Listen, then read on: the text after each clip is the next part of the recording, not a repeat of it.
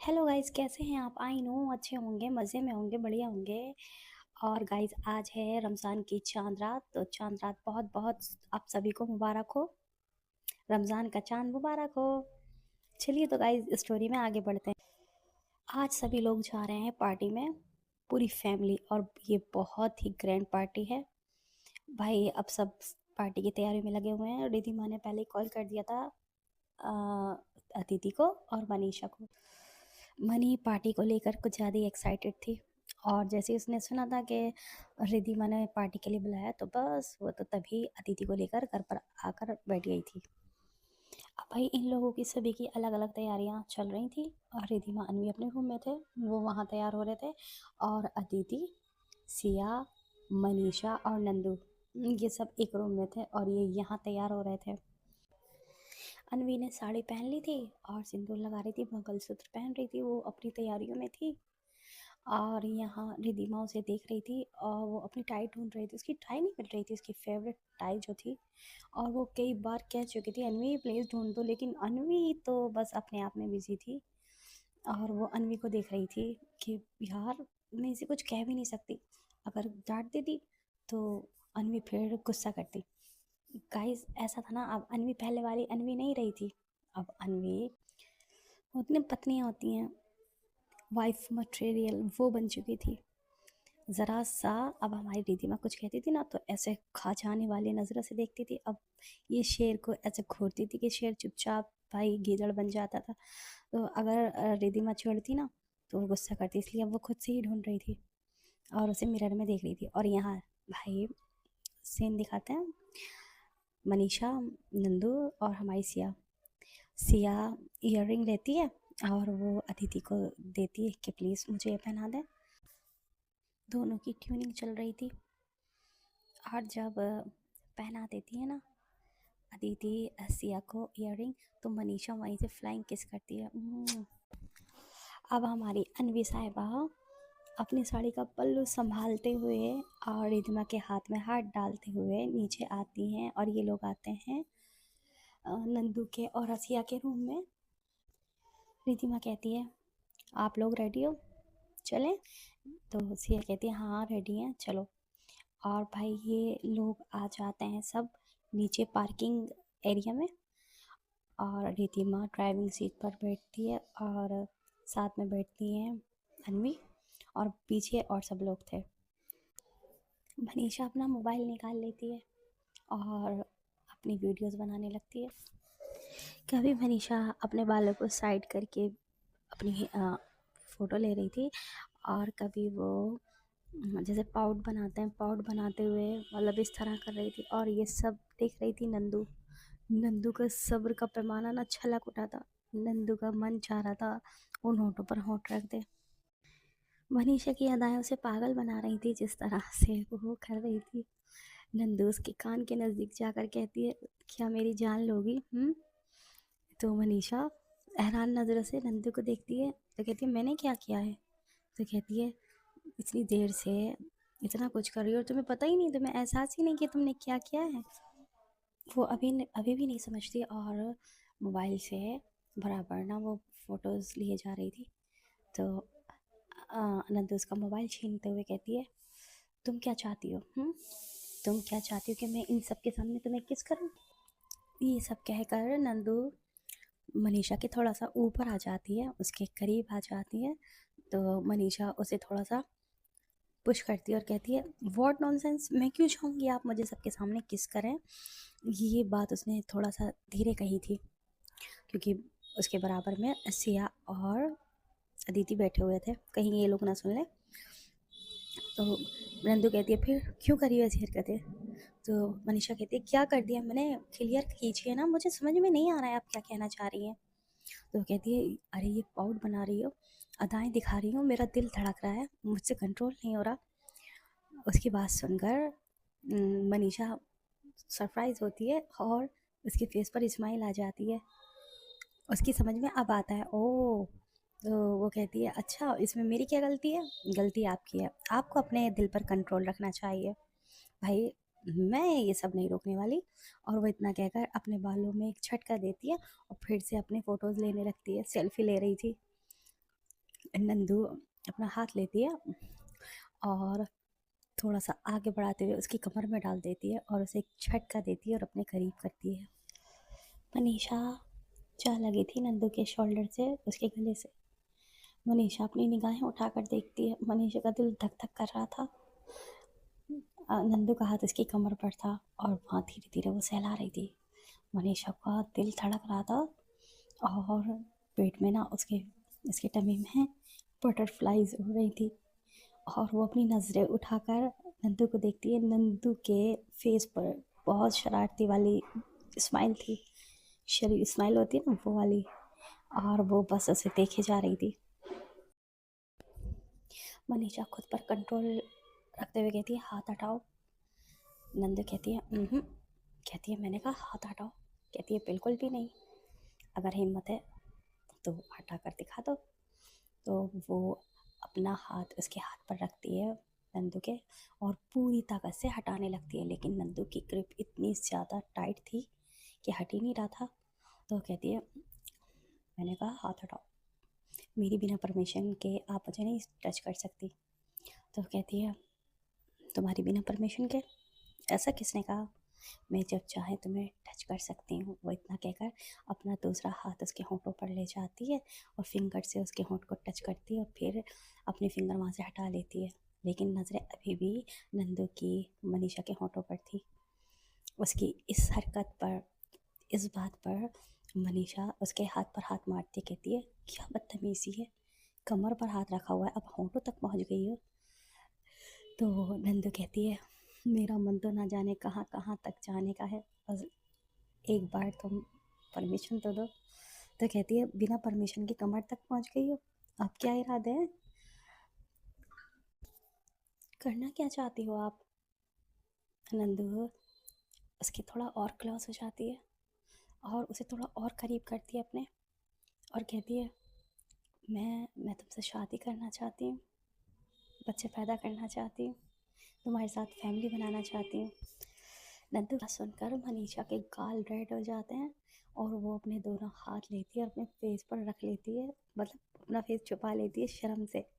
और फिर जल्दी से वो मुड़ कर देखती है कहीं सिया या अदिति इनकी बातें तो नहीं सुन रहे। और फिर वो देखती है अनवी को और रिधिमा को, ये भी अपनी बातों में बिजी थे। और फिर वो शोल्डर पर मारती है नंदू के, कहती है, कितनी बेशर्म हो आप, इतनी बड़ी बात आपने ऐसे ही कह दी, अकल वकल है या नहीं? और फिर वो एक हाथ मारती है उसके फोरहेड पर, कहती है, पीछे हटो, छोड़ो मुझे। कहती है, नहीं, मैं नहीं छोड़ूंगी, देखो ना कितनी सर्दी है यार, मैंने कोई जैकेट भी नहीं पहना, मुझे सर्दी लग रही है, प्लीज़ अपनी बाहों में छुपा लो ना। आप कैसी बेशर्मी वाली बातें कर रही हैं? हे भगवान, मैं कहाँ फंस गई, बचाओ मुझे इस इंसान से, कितनी बेशर्म है आप, छोड़िए मुझे।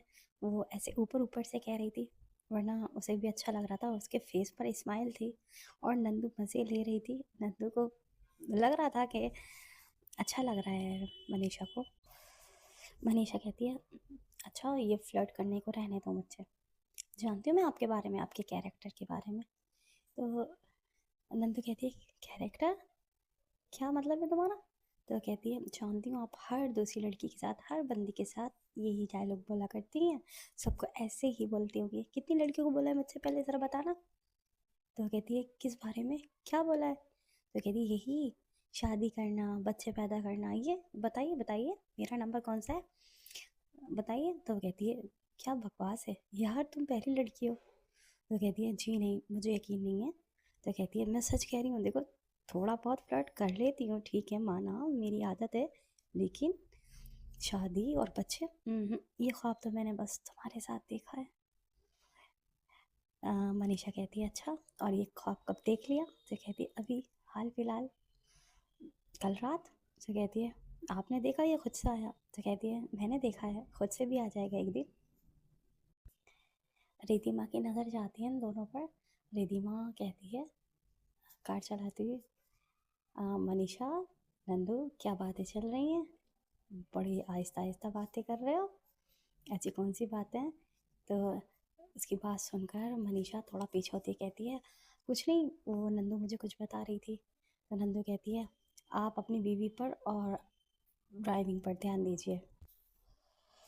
रिधिमा कहती है अच्छा ठीक है, गुस्सा क्यों कर रही हो, और वो कार चलाने लगती है।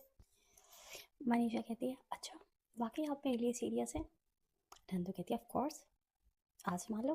तो कहती है ठीक है, इन सब के सामने मुझे आई लव यू बोल कर बताइए, और बताइए कि आप मेरे साथ अपनी फैमिली बनाना चाहती हैं। ऐसे लगा था कि इस तरह से कहेगी ना तो नंदू चुप हो जाएगी, लेकिन नंदू नंदू तो सीरियस थी। नंदू कहती है ठीक है। अब नंदू इधर उधर देखती है और फिर वो रिधिमा की साइड झुकती है और रिधिमा के कान में कुछ कहती है। रिधिमा हंसते हुए वो देखती है नंदू को और हाँ में सिर हिला देती है। अब मनीषा देख रही थी नंदू कर क्या रही है। मनीषा को लगता है मैंने कहा है ना, तो नंदू सबके सामने नहीं कह सकती, बस ऐसे ही कह रही थी, सिर्फ मेरे साथ फ्लर्ट कर रही थी। वो चुप हो जाती है, मुँह सा बन जाता है अब मनीषा का। 5 मिनट के बाद कार सड़क के किनारे रुकती है। सब देखने लगते हैं क्या हम पहुंच गए हैं। रिधिमा कहती है नहीं, और फिर रिधिमा कार से उतरती है और भागते हुए जाती है सामने एक शॉप पर, और फिर 2 मिनट बाद वापस आती है। उसके हाथ में बुके था और वो बुके लाकर दे देती है नंदू को। नंदू अपने हाथ में लेती है और रिधिमा भी आकर ड्राइविंग सीट पर बैठ जाती है। नंदू अब मनीषा की तरफ देखती है। मनीषा देखती है, मतलब सब देख रही थी, हैरान होती है, सभी देख रहे थे एक दूसरे को, ये चल क्या रहा है भाई। और फिर नंदू वहीं पर थोड़ा सा नीचे बैठ जाती है अपनी नीज पर, और फिर उसके बाद वो बुके बढ़ाती है मनीषा की साइड और मनीषा से कहती है मनी माय लव, जब से तुम मेरी ज़िंदगी में आई हो ना हर दिन खास लगने लगा है। तुम मेरी ज़िंदगी की सबसे बड़ी खुशी हो। वो इतना कहकर इसके आगे रोज़ बढ़ाती है। मनीषा हैरान थी, सरप्राइज थी, और उसके फेस पर स्माइल थी। वो रोज़ ले लेती है और फिर नंदू उसका हाथ पकड़ कर कहती है क्या तुम मेरे बच्चों की माँ बनना पसंद करोगी। I love you so much and I want to spend my whole life with you. और इतना कहकर अब नंदू अपनी फिंगर से एक रिंग निकालती है। उसने रिंग पहनी हुई थी। अब भाई इतने जल्दबाजी में उसने प्रपोज किया था ना कि उसे मौका ही नहीं मिला था कि वो रिंग लेती, तो जो उसके हाथ में थी बस वही निकालती है और वो मनीषा को पहना देती है। और फिर कहती है you are my today all of my tomorrows, will you marry me, make me the happiest person alive. Manisha की आंखों में ना नमी आ जाती है और चेहरे पे बहुत बड़ी प्यारी सी स्माइल थी। कार के अंदर एक मीठी सी खामोशी फैल गई थी। सब हैरान थे, एक दूसरे को देख रहे थे और मुस्कुरा रहे थे। और यहाँ सिया सिया तो रोने लगती है। सिया को बहुत अच्छा लगता है जिस तरह से नंदू ने प्रपोज किया था। उसे लगता था नंदू तो बस ऐसी है, वो कभी लाइफ में सीरियस नहीं हो सकती, लेकिन उसका इतना प्यार देखकर मनीषा के लिए सिया की आंखों में आंसू आ गए थे। उसे अपनी बहन पर इतना प्यार आ रहा था ना, वो आगे बढ़ती है और अपना हाथ उसके सर पर रखती है, और कुछ तो कर नहीं सकती थी क्योंकि गाड़ी में ये इस तरह से बैठे हुए थे कि इतना स्पेस ही नहीं था कि वो उसे उठाकर गले लगा सकती थी। और फिर कहती है "oh, Nandu Nandu I am proud of you. आज लगा है कि तुम मेरी बहन हो। नंदू कहती है अच्छा तो तुम्हें शक था मुझ पर कि मैं लाइफ में कभी सीरियस नहीं हो सकती या इस तरह की कोई भी बात कर सकती हूँ। वो इस तरह से कह रही थी आंखों के इशारे से। तो सिया कहती है हाँ मुझे यही लगा था। और फिर नंदू देखती है मनीषा को। मनीषा अभी भी शॉक थी भाई, और उसके फेस पर स्माइल थी। नंदू उसका हाथ पकड़ती है फिर से और कहते क्या हुआ, बाहर आ जाओ, तुम तो कुछ कह ही नहीं रही हो। और फिर वहाँ सभी कहने लगते हैं मनीषा इतने प्यारे अंदाज में प्रपोज किया है, भाई जवाब दो, रिप्लाई तो दो, ऐसे कब तक खामोश बैठी रहोगी। क्या हुआ, यकीन नहीं हो रहा है क्या। मनीषा अपनी फिंगर से अपने आंसू को साफ करते कहती है हाँ मुझे यकीन नहीं हो रहा है, मुझे अभी भी सच में यकीन नहीं हो रहा है। और फिर मनीषा शर्माते हुए कहती है इतना प्यारा प्रपोज मैं कैसे मना कर सकती हूँ, हाँ मैं भी तुमसे शादी करना चाहती हूँ। और फिर कहती है but promise me you will always love me like this. और यहाँ पर पूरी कार में ना शोर होने लगता है, सब चिल्ला रहे थे और खुश हो रहे थे, क्लैपिंग कर रहे थे। तो नंदू कहती है यार अभी आप लोग चुप करो, अभी हमारी बात कंप्लीट होने दो। और फिर वो मनीषा का हाथ लेती है और उसे चूमते हुए कहती है I promise I will always love you. और फिर वो उठकर ना सीट पर बैठ जाती है और मनीषा के शोल्डर पर हाथ रखती है और मनीषा को अपने शोल्डर पर ले लेती है। मनीषा कहती है मुझे नंदू से ये उम्मीद नहीं थी, लेकिन नंदू ने कर दिखाया। कुछ सीखना चाहिए लोगों को। वो अदिति पर बात मान रही थी। अदिति देखती है मनीषा को और फिर एकदम से उसकी निगाह मिलती है सिया से। सिया भी देखती है अदिति को और अपनी निगाहें ना शर्म से नीचे झुका लेती है। रिद्धि वहाँ अपना फेस पीछे टर्न करती है और अदिति को कहती है हाँ सही कह रही है मनीषा, कुछ सीखना चाहिए। तो कब कर रही है इजहार?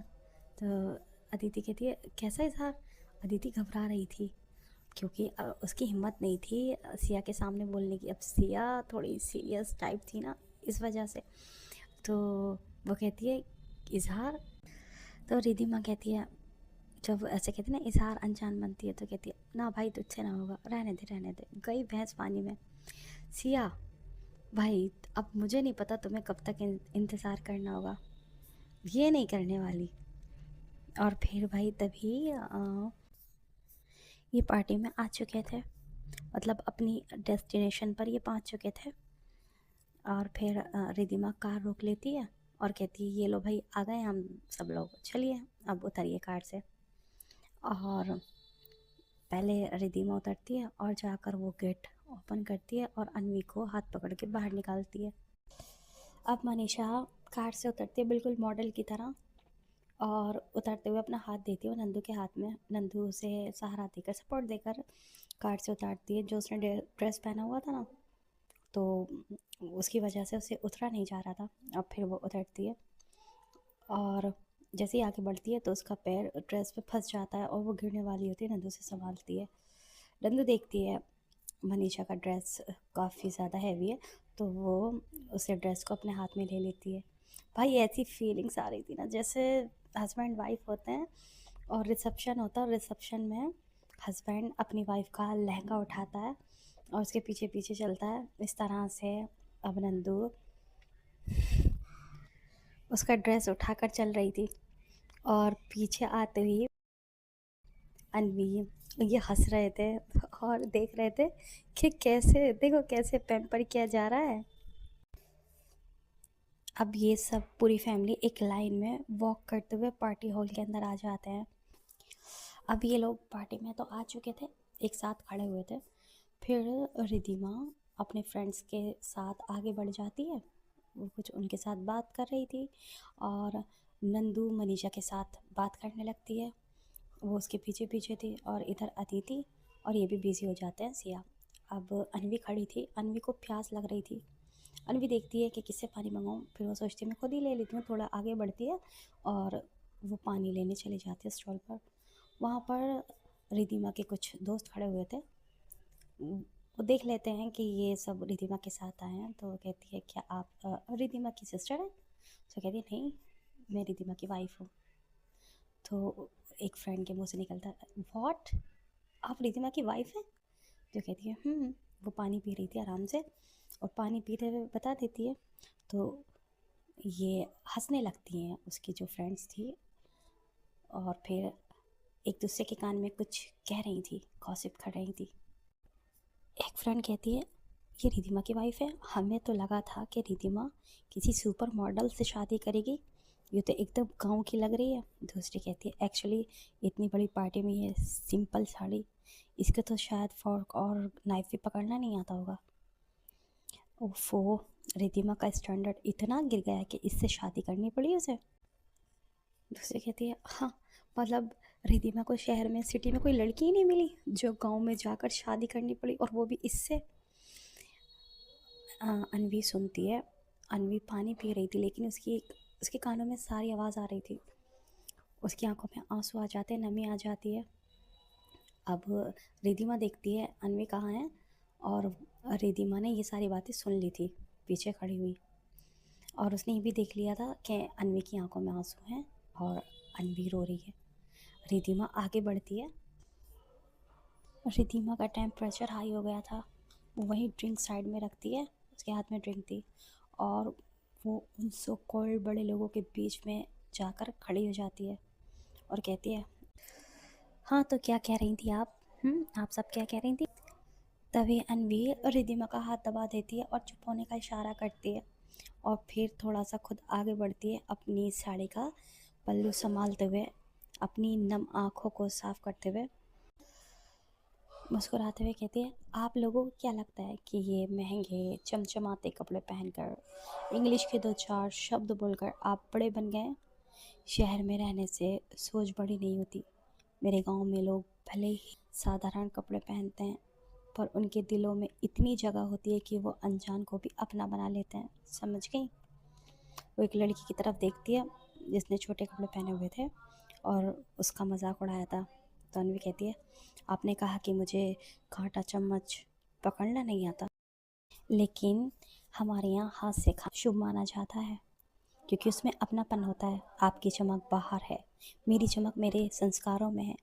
और याद रखिए, जिस मिट्टी को आप गांव का कहकर नीचा दिखा रही हैं ना, उसी मिट्टी का अनाज खाकर आप यहाँ खड़ी हैं।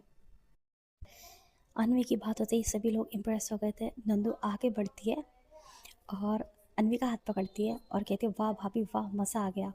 और फिर वो उन लोगों की साइड बढ़ती है, कहती है, सुना आपने, ये होती है असली क्लास। तुम लोगों को क्या लगता है कि ब्रांडेड बैग्स और महंगी हील से तुम स्टैंडर्ड मेंटेन कर रहे हो? तुम्हारा स्टैंडर्ड तो उसी वक्त गिर गया था जब तुमने किसी की सादगी का मजाक उड़ाया था। तुम लोग सिर्फ दिखावे की दुनिया में जी रहे हो।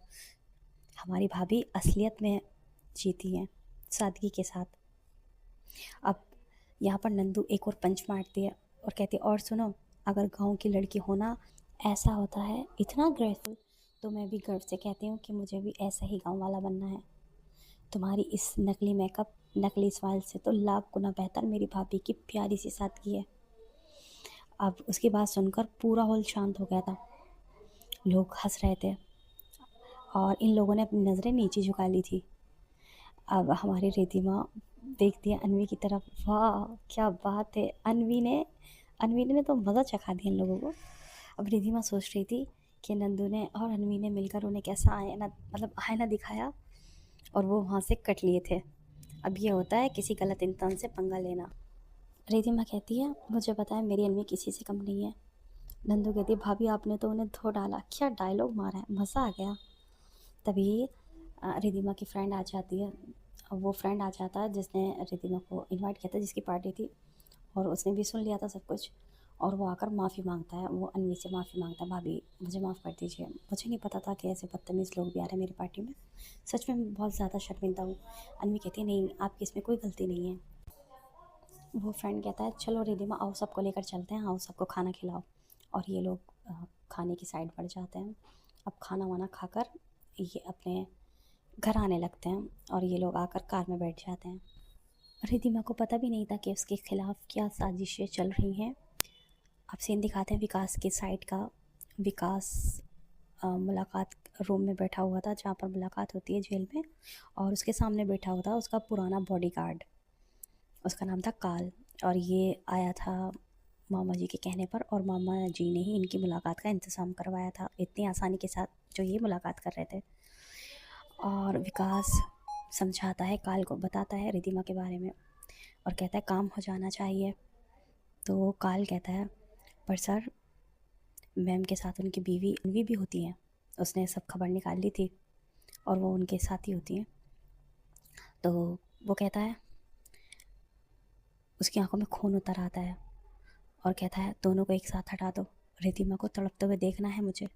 ऐसे एक्सीडेंट दिखाओ कि पुलिस को लगे ये सिर्फ एक इत्तेफाक था। समझ रहे हो तो मेरी बात? तो कहता है, आपका काम हो जाएगा, कल तक आपको रिधिमा के मरने की खबर मिल जाएगी और उसकी वाइफ की भी। तो कहता है, गुड, अगर तुमने ये काम कर दिया ना तो तुम्हारी तमाम पुश्तें बैठ कर खाएंगी, तुम एक अच्छी ज़िंदगी गुजारोगे, बस मेरा काम कर दो। मेरे जेल से बाहर आने से पहले पहले रिधिमा इस दुनिया से चली जानी चाहिए। वो कहता है आप बेफिक्र रहिए, आपका काम हो जाएगा। और इतना कहकर वो उठ जाता है और जेल से बाहर निकल जाता है। अब एक शैतानी सी मुस्कुराहट विकास के होंठों पर थी। उसने सोच लिया था कि वो रिधिमा को अब जिंदा नहीं छोड़ेगा। गाइस, ये सीन है सुबह 12 बजे का। 12 बजे काल विकास से मिलने गया था और अब टाइम हो रहा है, रात के 12 बज रहे हैं और रिधिमा आ रही है अपनी पूरी फैमिली के साथ पार्टी से। ये लोग कार में हैं और हंसी मजाक इनका चल रहा है। रिधिमा फुल मूड में कार चला रही थी, तभी उसका ध्यान जाता है कि कोई उसका पीछा कर रहा है। वो सोचती है नहीं मुझे लग रहा है, लेकिन वो देखती है हाँ कोई पीछा कर रहा था। ये लोग हाईवे पर थे। रिधिमा रियर व्यू मिरर में देखती है एक बड़ा सा काला डंपर ट्रक बिना लाइट के तेज़ी से उनकी तरफ आ रहा था। फिर वो दूसरी साइड देखती है, दूसरी तरफ एसयूवी उनकी मतलब उनकी उन्हें रोकने की कोशिश कर रही थी, उनके सामने आ रही थी। रिधिमा समझ जाती है, रिधिमा एकदम चिल्लाती है और अनवी से कहती है अनवी, वो कहती है अनवी सीट बेल्ट लगा लो। अनवी उसकी बात सुनकर हड़बड़ा जाती है और कहती क्या हुआ रिधिमा। ट्रक पीछे से गाड़ी को ज़ोर से टक्कर मारता है, गाड़ी लड़खड़ाती है, लेकिन रिधिमा स्टीयरिंग पर ना अपनी पकड़ मजबूत बनाए रखती है। और फिर अनवी चिल्लाते हुए कहती है रिधिमा ये क्या हो रहा है। नंदू भी कहती है बिग ब्रो क्या हो रहा है ये सब। तो रिधिमा कहती है मुझे नहीं पता है क्या हो रहा है, अगर पता होता तो मैं बता देती ना। अब रिधिमा देखती है पीछे से दो काली एसयूवीएस तेज़ी से रिधिमा की गाड़ी की तरफ बढ़ रही थी। एक एसयूवी राइट से और एक लेफ्ट से उसे दबाने की कोशिश कर रही थी। रिधिमा अब स्टीयरिंग पर अपनी पकड़ मजबूत कर लेती है और कहती है अभी मज़ा चखाती हूँ तुम लोगों को। रिधिमा मिरर में देखती है दोनों एसयूवीएस एक साथ उसकी गाड़ी को ना साइड से टक्कर मारने के लिए उसके करीब आ रही थी। उनका प्लान था रिधिमा की कार को बीच में ही कुचल देने का। अब जैसे ही रिधिमा ने थोड़ी देर के लिए स्पीड कम की थी तो दोनों एसवीएस के ड्राइवर सोच रहे थे कि सही मौका है, रिधिमा को यहीं कुचल देते हैं उसकी गाड़ी को, और वो पूरी ताकत से अपनी गाड़ियों को रिधिमा की कार की तरफ मोड़ देते हैं। जस्ट 2 सेकंड पहले जब दोनों एसयूवीएस टकराने वाली थी, रिधिमा ने हैंड ब्रेक खींचा और स्टीयरिंग को पूरी ताकत से घुमा दिया। रिधिमा की कार एक परफेक्ट 360 डिग्री की स्पिन लेकर रास्ते से हट गई थी और वो दोनों कारें इतनी स्पीड में थी कि वो रुक नहीं पाती। और भाई एक ज़ोरदार धमाका होता है। दोनों गुंडों की गाड़ियाँ आपस में इतनी ज़ोर से टकराई थी कि उनके परखच्चे उड़ गए थे। एक गाड़ी पलट गई थी और दूसरी गाड़ी के इंजन से ना धुआं निकल रहा था। रिधिमा थोड़ी दूर जाकर गाड़ी रोकती है और फिर कार से निकलती है और देखने लगती है। निकलकर नंदू भी आकर खड़ी हो गई थी और सब कार में बैठे थे। और जैसे ही निकलने वाली थी अनवी सिया, तो वो मना कर दी थी तुम कार में बैठे रहो। और फिर वो खुद से कहती है रिधिमा खेलना था तो थोड़ा ढंग से खेलते। वो समझ गई थी ये काम किसका है, उसके फ्रेंड्स का। समझ तो उसे आ ही गया था क्योंकि इसका और कोई तो दुश्मन था नहीं। और फिर वो मुस्कुराते हुए कहती है विकास रिधिमा मल्होत्रा को मारने के लिए गुंडे ने किस्मत चाहिए, किस्मत। और फिर वो वापस कार में आकर बैठ जाती है।